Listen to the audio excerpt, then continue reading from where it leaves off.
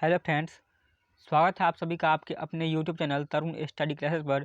दोस्तों, आज के इस वीडियो में हम सिंधु घाटी सभ्यता या फिर हड़प्पा सभ्यता जो कि 2500 से 1750 ईसा पूर्व तक के काल को कहा जाता है, तो इस टॉपिक से जितने भी इंपोर्टेंट क्वेश्चन बन सकते हैं उन सभी क्वेश्चन को हम इस वीडियो में देखेंगे। और सभी क्वेश्चन जो ऑब्जेक्टिव होंगे, आपको यहाँ पर एक क्वेश्चन और 4 ऑप्शन मिलेंगे, जिसमें आपको यहाँ पर एक आंसर टिक करना है और आप वीडियो के लास्ट में कमेंट करके बताना कि इसमें आप कितना सही कर पाए हैं। इस वीडियो में टोटल हम जो कि 76 क्वेश्चन देखेंगे और वो सभी क्वेश्चन एग्जाम के लिए मोस्ट इंपोर्टेंट है, जो कि क्वेश्चन से पूछा गया है। जैसे आप एसएससी का एग्जाम या फिर रेलवे के एग्जाम या फिर बीपीएससी या फिर यूपीएससी तक के एग्जाम के क्वेश्चन जो कि पूछे गए हैं, उन सभी क्वेश्चन को इस वीडियो में हम डिस्कस करेंगे। तो वीडियो को आप लोग कंप्लीट देखिएगा, सभी क्वेश्चन मोस्ट इंपोर्टेंट है। चलिए वीडियो को शुरू करते हैं। दोस्तों, पहला क्वेश्चन आपके सामने यहाँ पर स्क्रीन पर दिखाई दे रहा है कि हड़प्पा सभ्यता का सर्वाधिक मान्यता प्राप्त काल क्या है। दोस्तों, आपको पता होगा कल जो कि हम वन लाइनर क्वेश्चन बनाए थे इसका वीडियो, उसमें हम ये सारे क्वेश्चन आपको करवा दिए थे और आज आपको यहाँ पर इसमें ये पता चल जाएगा कितना इसमें आपको याद रहता है। यहाँ पर इसका सही आंसर ऑप्शन नंबर बी हो जाएगा 2500 से 1750 ईसा पूर्व, जो कि कल के वन लाइनर में बताए थे। अगला क्वेश्चन है कि सिंधु घाटी की सभ्यता निम्नलिखित में से किस सभ्यता के समकालीन नहीं थी। याद रखिएगा, तो किस सभ्यता के समकालीन नहीं थी, तो वो ग्रीक की सभ्यता के समकालीन नहीं थी। चलिए नेक्स्ट क्वेश्चन देखते हैं, क्वेश्चन नंबर 3 यहाँ पर कि सिंधु घाटी की सभ्यता जो कि कहाँ तक विस्तृत है। तो याद रखिएगा दोस्तों, सिंधु घाटी सभ्यता कहाँ तक विस्तृत है, कि पंजाब, राजस्थान, गुजरात, उत्तर प्रदेश, हरियाणा और सिंध बलूचिस्तान तक जो कि स्थित है।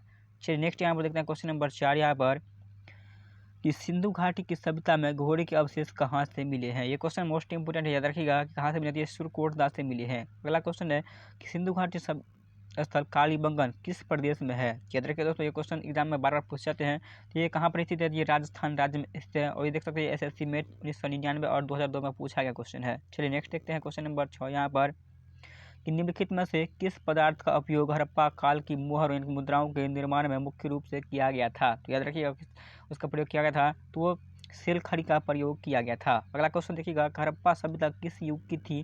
दोस्तों, मैं आपको वीडियो थोड़ा फास्ट में कराऊंगा क्योंकि आपको कम समय में ज़्यादा क्वेश्चन कर पाएँ। अगर आप चाहते हैं स्लो मोशन में देखना तो आप इसके स्पीड को थोड़ा आप स्लो कर सकते हैं। यहाँ पर आप थोड़ा बहुत स्लो कर सकते हैं इसके स्पीड को।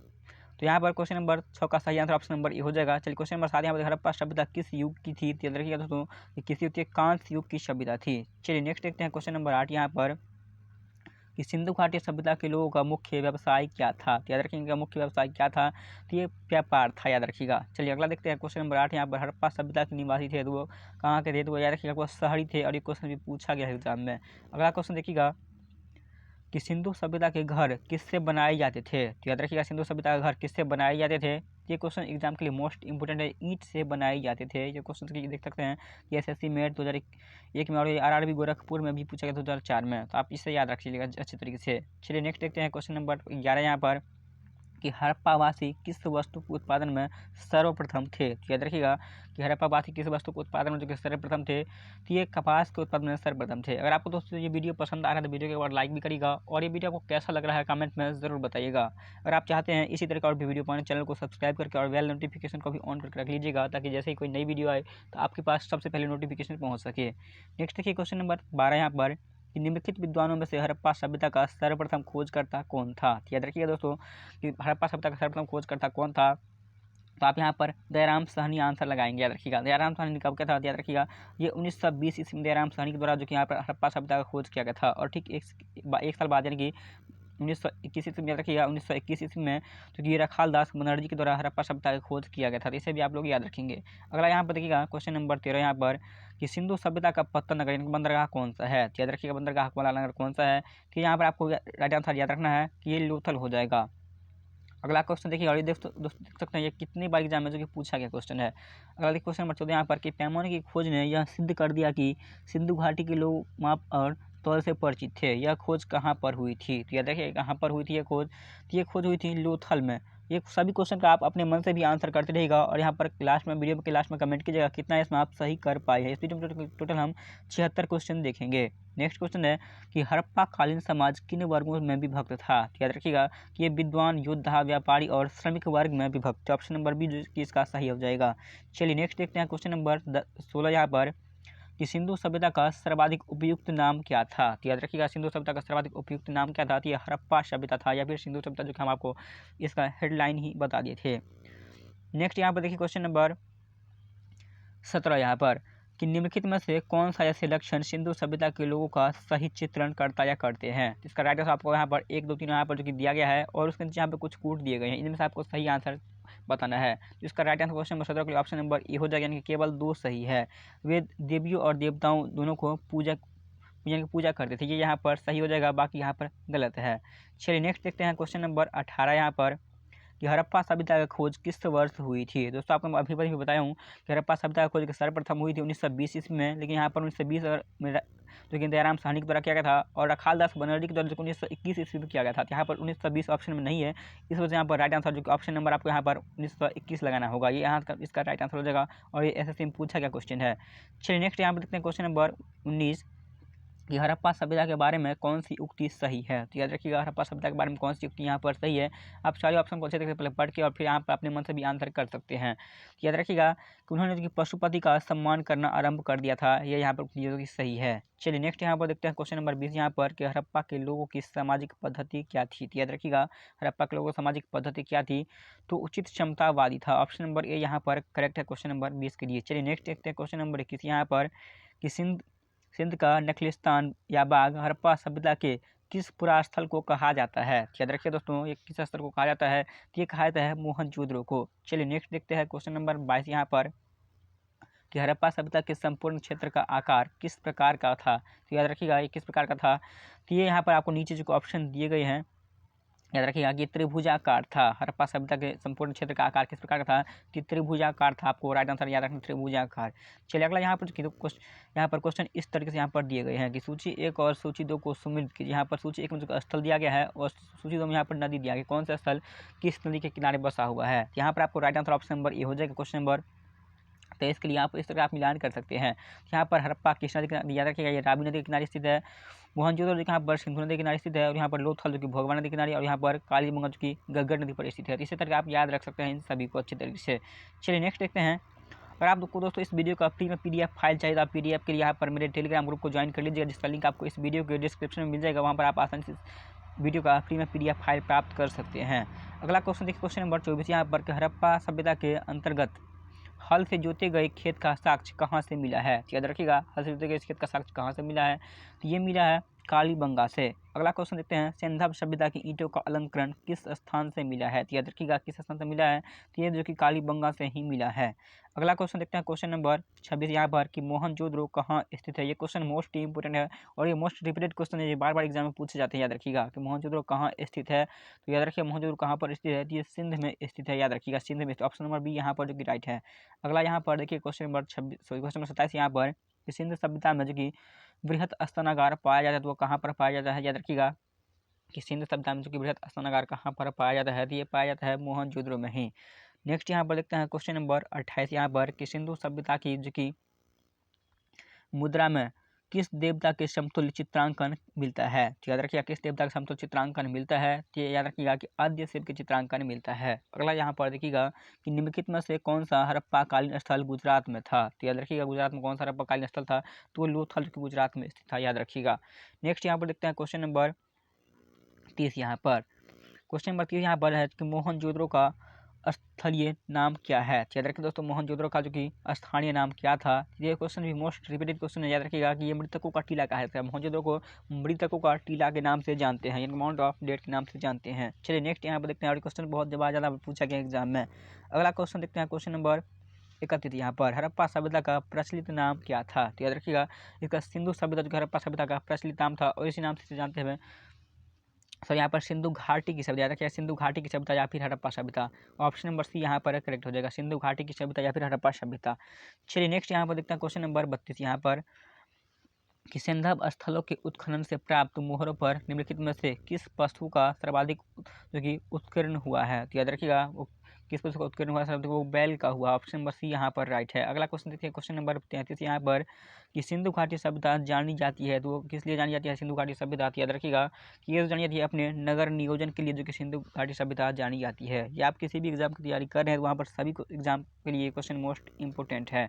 चलिए अगला यहाँ पर देखिए क्वेश्चन नंबर 34 यहाँ पर कि सिंधु सभ्यता का कौन सा स्थान जो कि भारत में स्थित है। याद रखिए सिंधु घाटी सभ्यता का कौन सा स्थान भारत में स्थित है, तो वो लोथल जो कि भारत में स्थित है और कहाँ पर स्थित है, गुजरात राज्य में स्थित है। याद रखिएगा।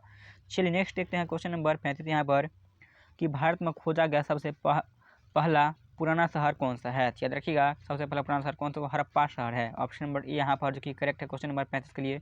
चलिए नेक्स्ट देखते हैं क्वेश्चन नंबर 36 यहाँ पर, कि भारत में चांदी की उपलब्धता के लिए प्राचीनतम साक्ष्य मिलते हैं तो वो कहाँ से मिलते हैं। याद रखिएगा भारत में जो कि चांदी की उपलब्धता के लिए प्राचीनतम साक्ष्य कहाँ से मिलते हैं, ये क्वेश्चन भी मोस्ट इंपोर्टेंट है, जैसे कि हड़प्पा संस्कृति से मिले हैं।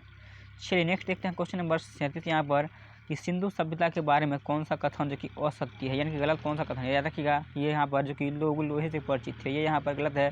दोस्तों बताओ कि लोहे से वो परिचित नहीं थे। सिंधु सभ्यता के जो लोग थे वो लोहे नहीं जानते, लोहे के बारे में नहीं जानते थे, ये यहाँ पर गलत है। चलिए नेक्स्ट यहाँ पर देखते हैं क्वेश्चन नंबर 38 यहाँ पर, जो यहाँ पर कथन और यानी कि सूची वाला दिया गया कि सूची 1 को सूची 2 के साथ सुमेलित कीजिए। यहाँ पर सूची 1 में जो कि सिंधु घाटी सभ्यता की उत्तरी सीमा यहाँ पर कहाँ पर था, तो याद रखिएगा यहाँ पर ए इसका राइट आंसर हो जाएगा।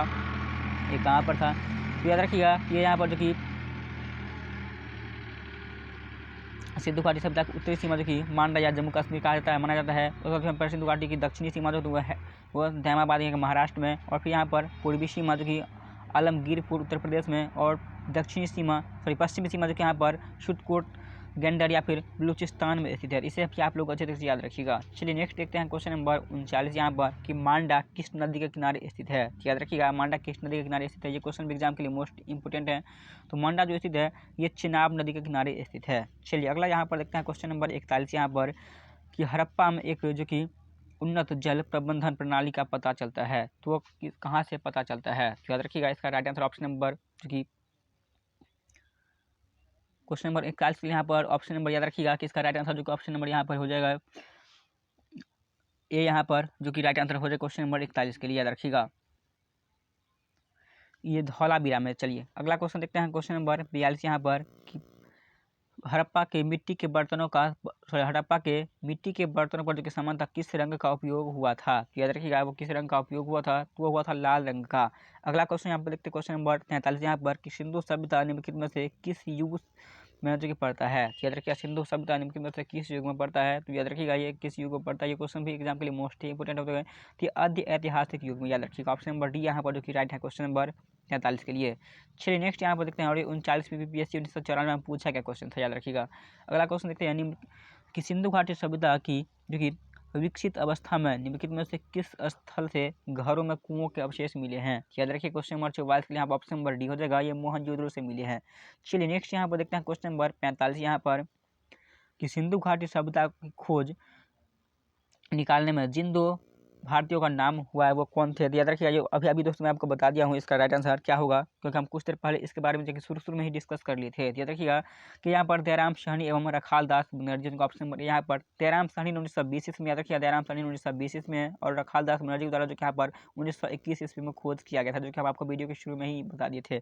चलिए नेक्स्ट यहाँ पर देखते हैं क्वेश्चन नंबर 46 यहाँ पर, कि रंगपुर जहाँ हड़प्पा की समकालीन सभ्यता थी वो है कहाँ पर, किस राज्य में है। तो याद रखिए रंगपुर किस राज्य में है, ये क्वेश्चन भी एग्जाम में पूछ जाते हैं। तो ये जो कि स्वराष्ट्र में स्थित है, ऑप्शन नंबर सी यहाँ पर। याद रखिए क्वेश्चन नंबर 46 के लिए स्वराष्ट्र।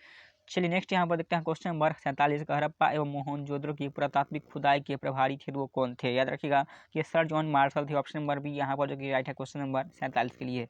नेक्स्ट यहाँ पर देखिएगा कि निम्न में से किस पशु की आकृति जो मुहर पर मिली है, जिससे ज्ञात होता है कि सिंधु घाटी एवं मेसोपोटामिया की सभ्यताओं के मध्य व्यापारिक संबंध थे, तो वो किससे प्राप्त होती है। याद रखिएगा वो बैल से प्राप्त होता है, ऑप्शन नंबर सी यहाँ पर जो कि राइट है क्वेश्चन नंबर 48 के लिए।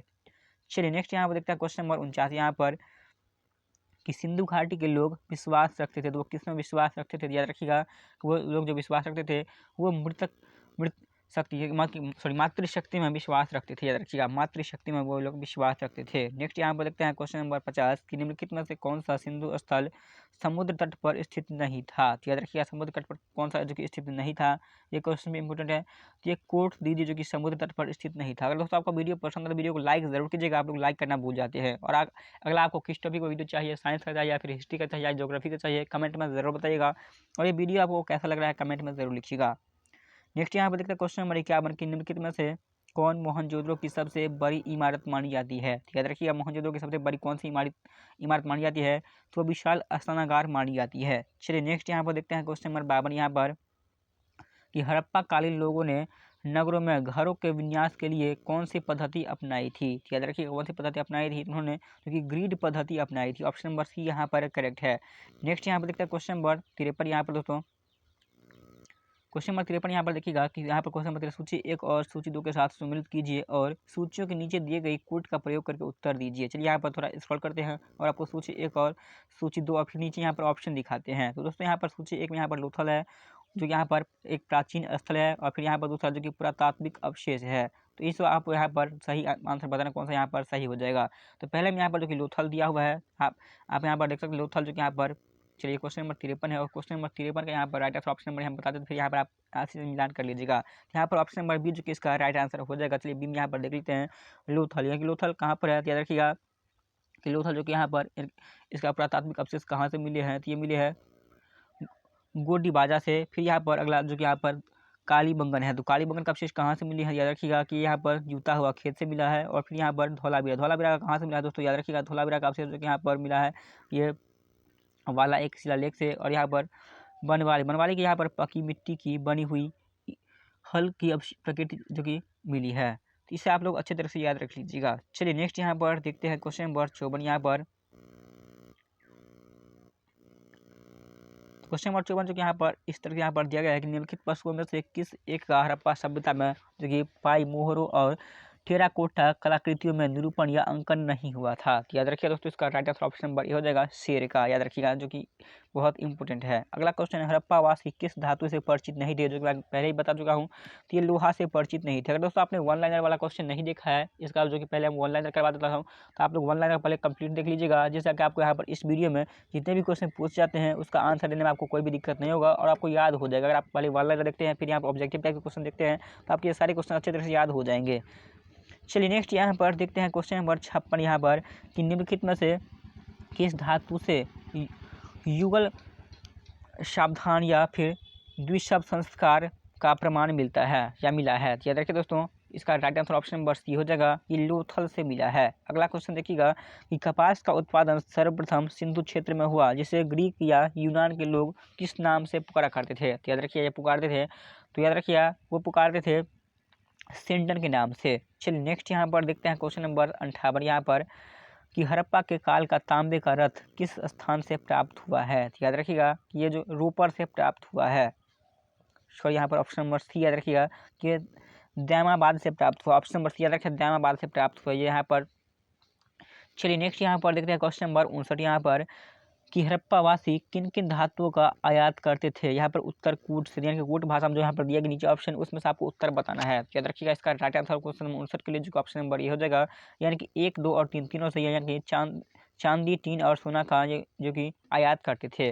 नेक्स्ट यहाँ पर देखिए क्वेश्चन नंबर 60 यहाँ पर हड़प्पावासी जो कि लाजवर्ड भवन निर्माण की सामग्री को बोला जाता है, तो आयात कहाँ से करते थे, यानी कि लाजवर्ड का आयात कहाँ से क्या करते थे। तो याद रखिएगा इसका राइट आंसर जो ऑप्शन नंबर ए हो जाएगा, ये हिंदू कुश क्षेत्र के बदखान से किया करते थे। चलिए नेक्स्ट यहाँ पर देखते हैं क्वेश्चन नंबर 61 यहाँ पर कि अफगानिस्तान स्थित सिंध सभ्यता से संबंधित स्थल है, तो वो कौन सा स्थल है। तो याद रखिएगा कि सिंध सभ्यता से कौन सा स्थल जो कि संबंधित है, तो वो ए और बी दोनों, यानी कि मुंडीगाफा और सुरतोगोई स्थित है। ऑप्शन नंबर सी यहाँ पर याद रखिएगा। चलिए नेक्स्ट यहाँ पर देखते हैं क्वेश्चन नंबर 62 यहाँ पर कि कौन से नगर सिंधु सभ्यता के बंदरगाह नगर थे। तो याद रखिए कौन से नगर जो कि सिंधु सभ्यता के बंदरगाह वाले नगर थे। तो याद रखिए इसका right answer option number D हो जाएगा, इनमें से सभी, यानी कि सभी ये बंदरगाह वाले नगर हैं, लोथल एवं सुदकोटदा, फिर यहाँ पर जो कि अल्लाहदीनो एवं बालाकोट और यहाँ पर कुनतासी, ये सभी यहाँ पर जो कि बंदरगाह वाले नगर है। चलिए नेक्स्ट यहाँ पर देखते हैं क्वेश्चन नंबर 63 यहाँ पर कि मोहनजोदड़ो